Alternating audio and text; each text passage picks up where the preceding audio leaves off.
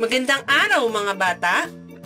Ang paksang pag-aaralan natin ngayon sa ating asignaturang Filipino ay napagyayaman ang talasalitaan sa pamamagitan ng paghanap ng maikling salitang matatagpuan sa loob ng isang mahabang salita at bagong salita mula sa salitang ugat. Handa ka na bang makinig?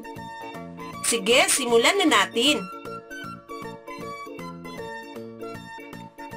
Basahin ang salita. Pasasalamat. Alam mo ba na mula sa mahabang salitang ito, maaari tayo makabuo o makakuha rito ng mga bagong salitang nakapaloob din dito? Tignan natin. Sa salitang pasasalamat ay nakapaloob ang mga salitang pasa, asa, apa, sala, ama, mata, lata, alamat. Kasama pa ang mga salitang masa, lasa, at paa. Basahin ng malakas ang mga salitang nabuo mula sa salitang pasasalamat.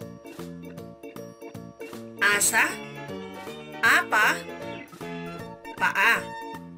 Ang salitang ugat ng mahabang salitang pasasalamat ay salamat. Ano ba ang salitang ugat? Ang salitang ugat ay ang pinagmulan o pinanggalingan ng salitang may lapi.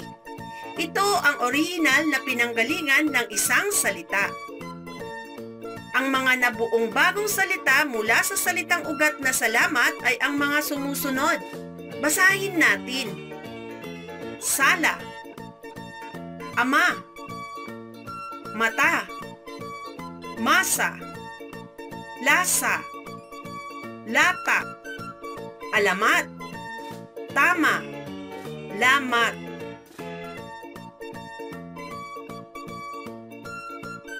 Ang pagbuo ng mga maikling salita na nakapaloob mula sa mahabang salita at salitang ugat ng mga ito ay makatutulong upang mapaunlad at mapagyaman mo ang iyong talasalitaan. Para sa ating unang gawain, bumuo ng bagong salita mula sa mga sumusunod na salita. Isulat mo ang sagot sa loob ng kahon. Bibigyan kita ng timer sa pagsasagawa nito. Gawin mo ito sa iyong kwaderno. Simulan mo na!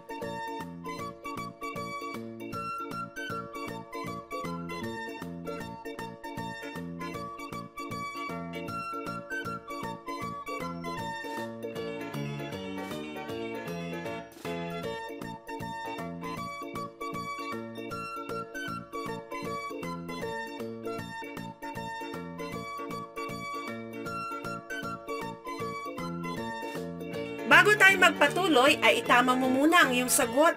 Tignan mo kung ang iyong sagot ay nasa mga salita sa loob ng kahon o sa iba pang mga salita na nasa ilalim ng mga kahon.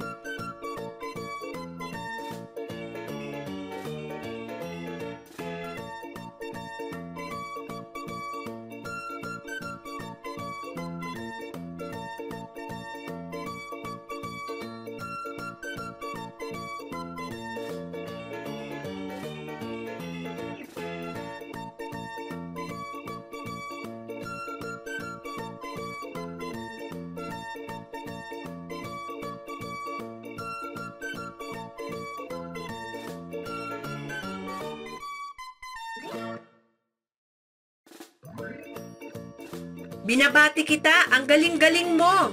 Nakuha mo lahat ang tamang sagot. Sa susunod nating gawain ay kakailanganin mo ang iyong whiteboard. Dito mo isulat ang iyong sagot. Bibigyan ulit kita ng timer para isagawa ito. Magbigay ng isang maikling salitang makukuha mula sa mga sumusunod na salitang ugat. Simulan mo na!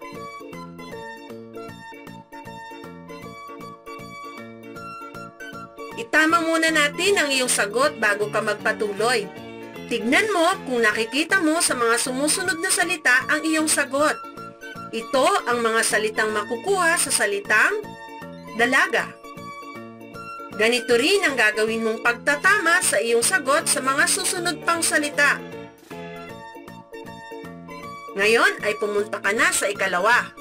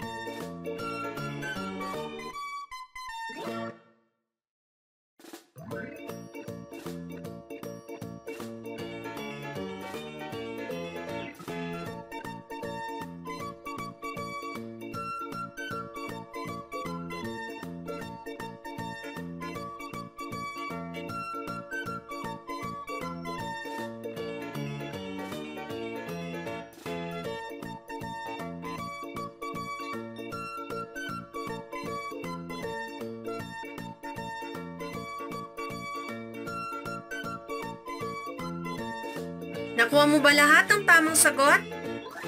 Napakahusay mo! Kumuha o bumuo ka naman ngayon ng 2 maliliit na salita mula sa mga sumusunod na mahahabang salita.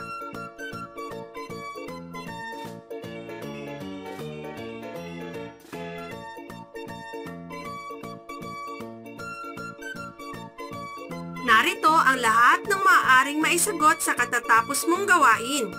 Pagitama mo muna ang iyong sagot.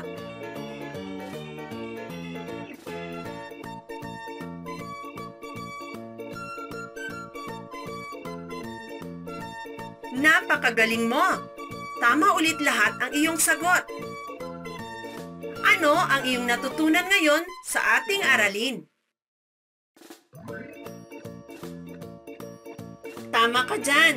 Natutunan natin, tandaan mo.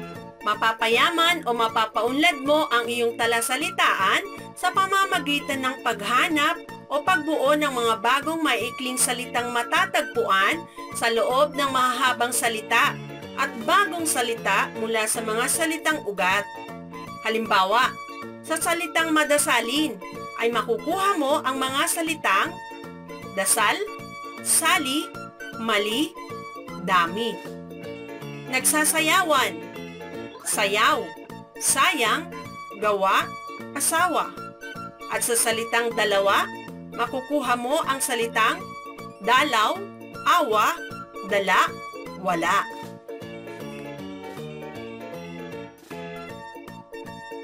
Muli pa nating subukin ang iyong galing.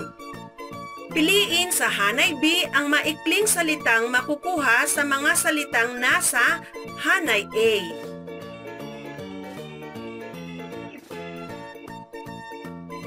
Tignan mo ang susi sa pagwawasto kung nakuha mo ulit lahat ang tamang sagot.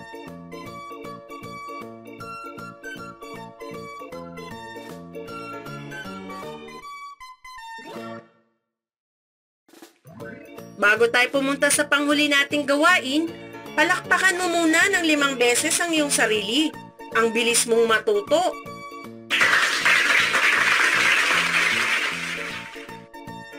Ito ang panghuli nating gawain. Tignan ang larawan. Isulat ang salitang ugat na pinanggalingan ng pangalan nito at magbigay ng isang maikling salita na makukuha mula sa salitang ugat na ito.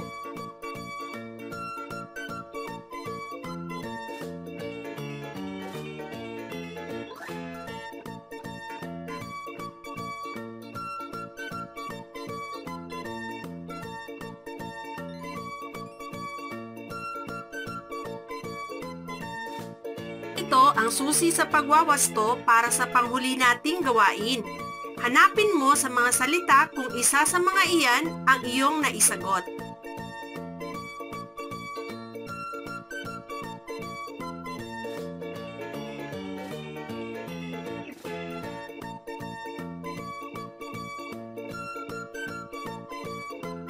Binabati kita, napakabilis mong matuto.